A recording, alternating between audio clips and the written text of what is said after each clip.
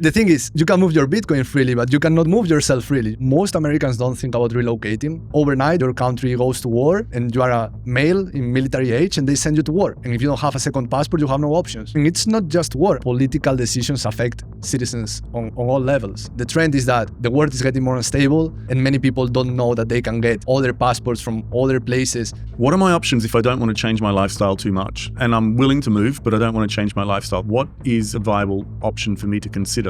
Personally, what I have seen most... Archie. I really like this saying from Sailor when he was more based. I remember that, yeah. Saying that, if you try to tax Bitcoin, I will just move it to Malta, to Singapore, to a tax-friendly jurisdiction. Go fuck yourself. Yeah, to tax that. Yeah. The thing is, you can move your Bitcoin freely, but you cannot move yourself freely, with these sort of things. That's why I believe in the power of, having a well-diversified passport portfolio, thinking about these things and making conscious choices, even if in your case, you have made the conscious choice to stay in the UK. Yeah. I think that's probably, the right choice, as long as you have thought about it, you're happy with it. But, there are people who don't even know that this is possible, that don't think about these things. And I strongly believe that your citizenship is one of your most important assets. Along with your Bitcoin, with your health, these things are really important.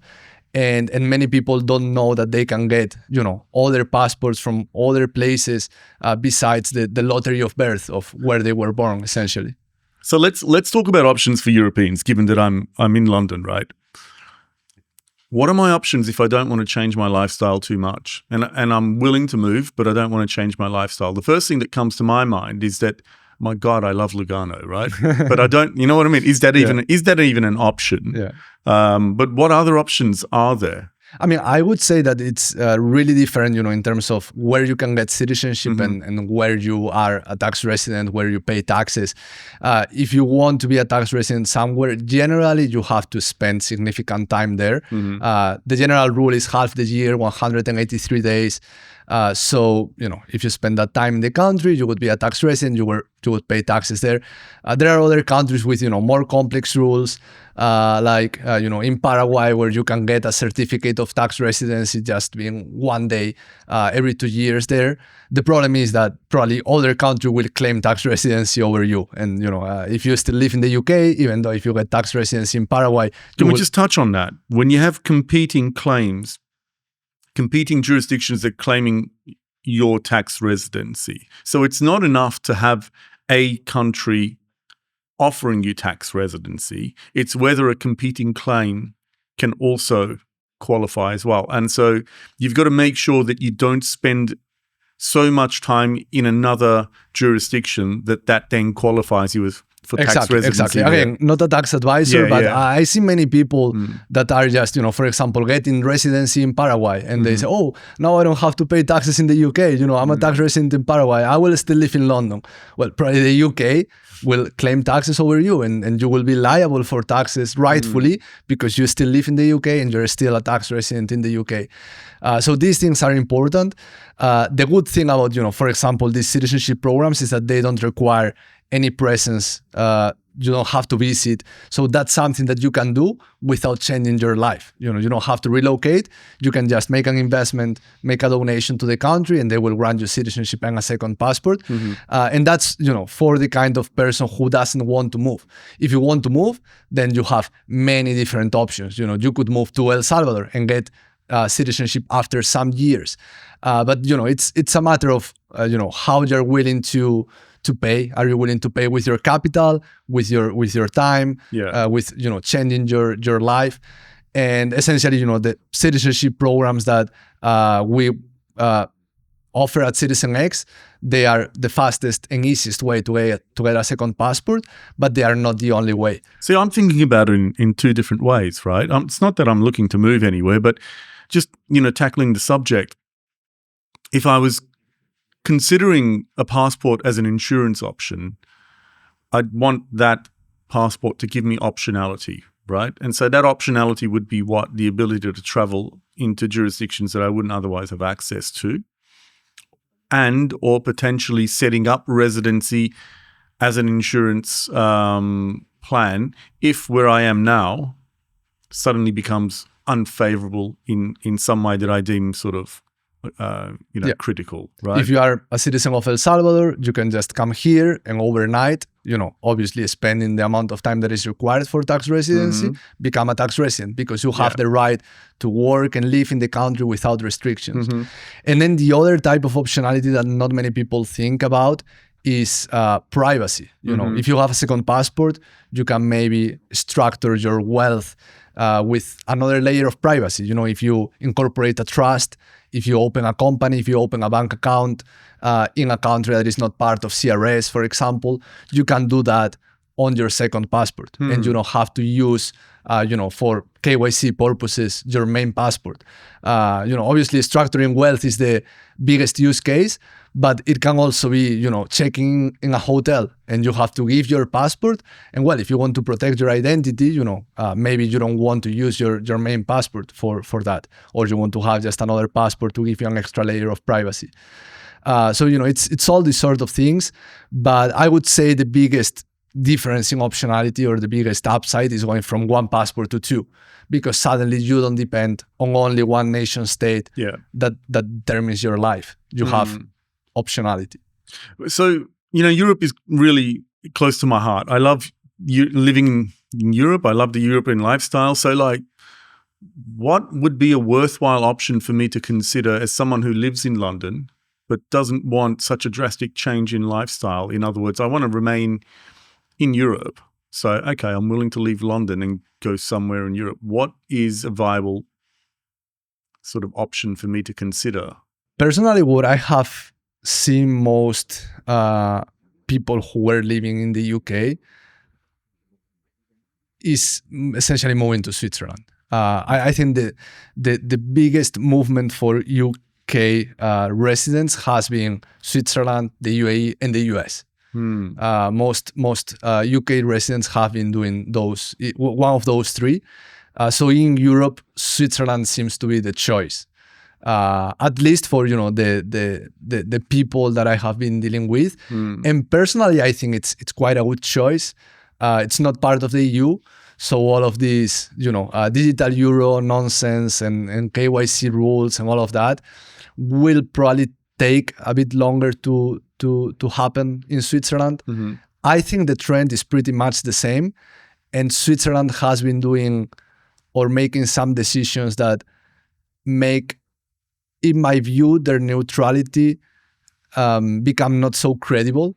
I think we're past that, aren't we? With their banking secrecy laws that they've basically given up. So that and the asset freezing, when the Russian-Ukraine conflict happened, they froze Russian assets. Now with the Maduro arrest, they froze his assets. So it's over, right? Yeah, I mean, obviously you can be on one side of the spectrum or the other, but what it's undeniable is that Switzerland is not neutral anymore. No. So that's why I think that it's pretty much aligned with the EU in terms of political decisions and trend and all of that. But still, I think it will go down slower. Do you have a view on why it is Switzerland sort of succumbed to that? What was the pressure that made them succumb to, essentially compromising their centuries-long, privacy commitment? And it just feels like the last 10 years, they've given up banking secrecy and privacy and financial privacy. And it just feels like that's it now. They're just part of the broader global economic system. And I don't really understand why they succumb to that. What's the trade-off? In my opinion, and I might be wrong, it's just a matter of pressure. Switzerland has become increasingly more dependent on the EU in general and in Europe, with things like mobility. Like you have almost freedom of mobility. If you are an EU citizen, you can just go to Switzerland.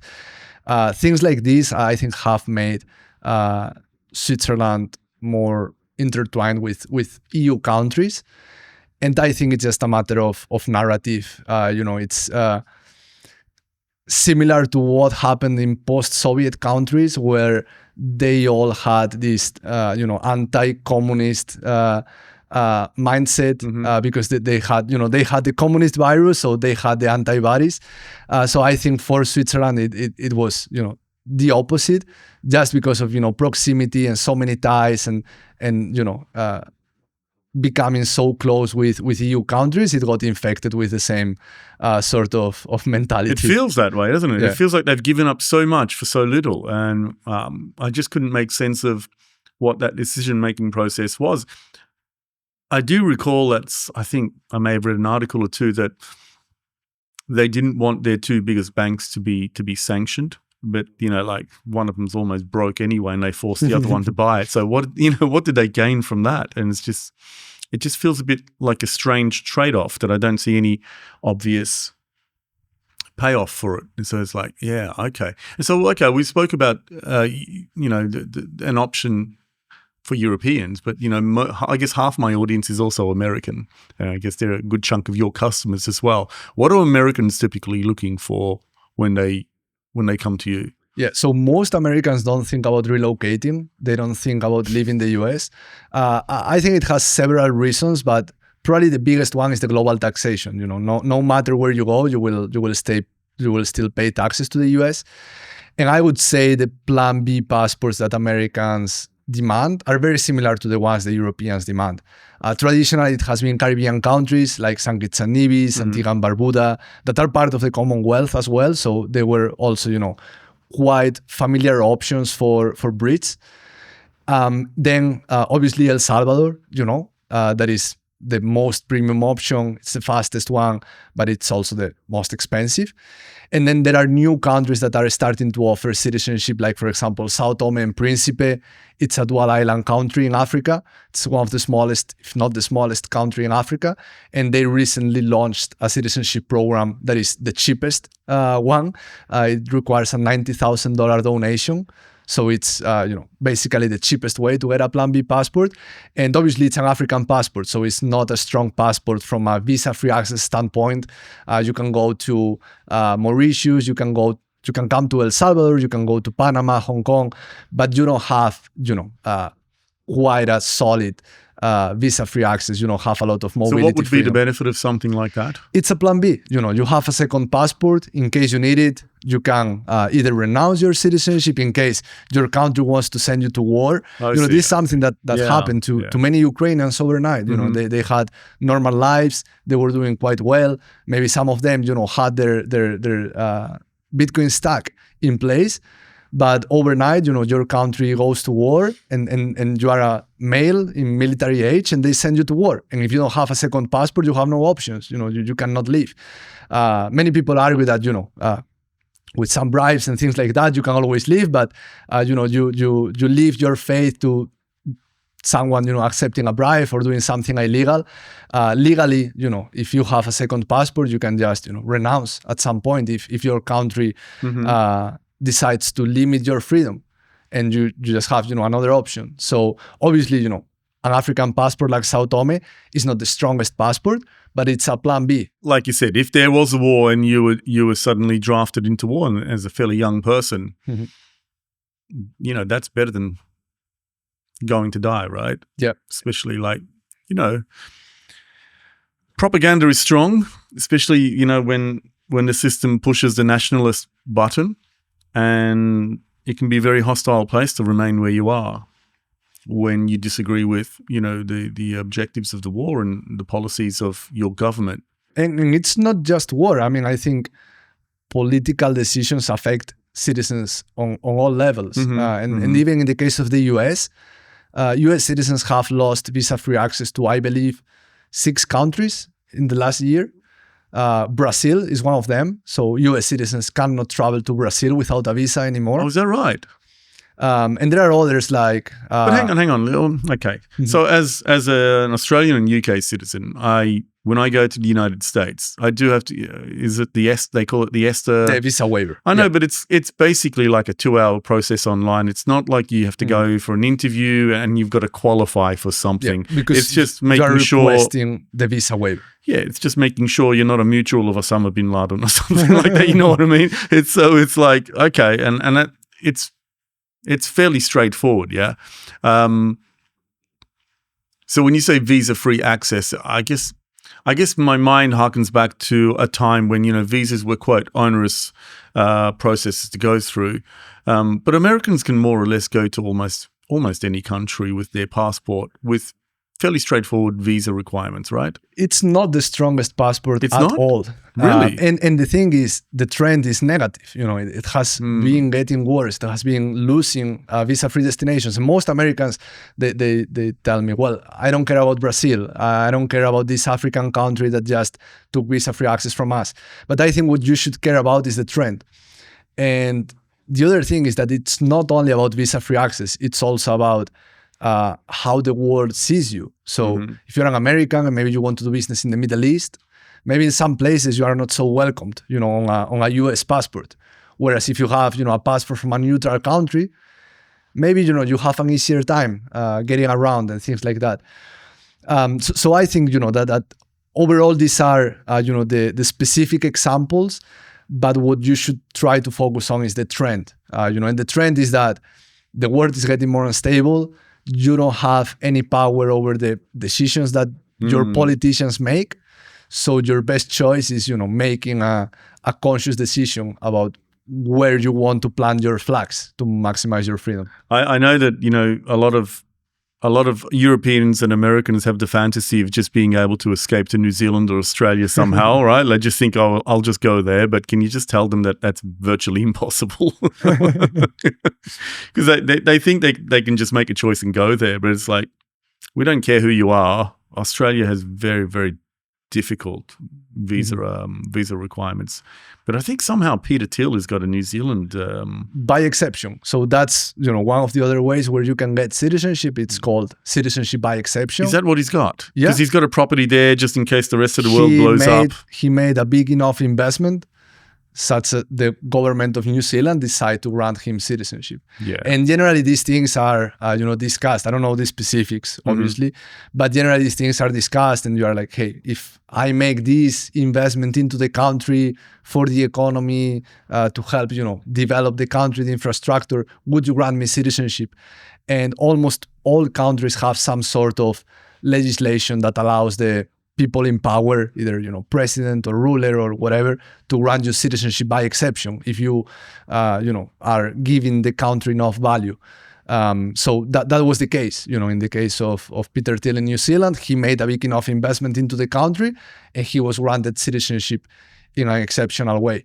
What citizenship by investment programs do is they standardize the investment. So they set a predetermined amount. They set the requirements in terms of, due diligence, what information you need to provide, criminal records, things like that. And they make it a standard such as everyone who fulfills those requirements can get citizenship. I get the feeling that a lot of the options are kind of countries and locations that I guess many people might consider kind of obscure and not ideal places to live. Is that the case though? I think it's becoming increasingly less so. Initially, that was the case because smaller countries were the ones who were able to experience a bigger benefit from offering citizenship by investment. Just because on a bigger economy, the impact is going to be, incrementally smaller. But we are seeing more countries offering this sort of citizenship programs. Turkey, for example, has the most successful citizenship program by total volume, has driven billions to the country. Tell us about that. It's a $400,000 investment into the country, and they have many different categories. You can invest into real estate, you can invest in government bonds, you can make a bank deposit, and they will grant you citizenship in exchange of that $400,000 investment into the country. And who's taking that up? Basically, people who want a second passport from a country that has a real economy, that is a geopolitical power. So you're talking like people from like the Stan countries and the former USSR, sort of well, those it's people who also have some cultural affinity, but there are also many Europeans, North Americans who are going through the Turkey program. Also, I think Turkey is the third country behind China and the US with the biggest consular support worldwide. So if you're a Turkish citizen, you can get a pretty good consular support if you travel a lot. So, those things are always nice to have. But generally, the reason for Turkey is either, you want to invest in real estate, and for real estate is the best program because you can all invest in the open market in Turkey, or you want other type of investment like, a bank deposit or government bonds or things like that. And you want to have a second passport from a country that is call it, a real country, with a real economy that you could see yourself living there full time, unlike in places like, St. Kitts and Nevis, for example, that is a really small island country with like 10,000 people. So it's not somewhere where you could live full time.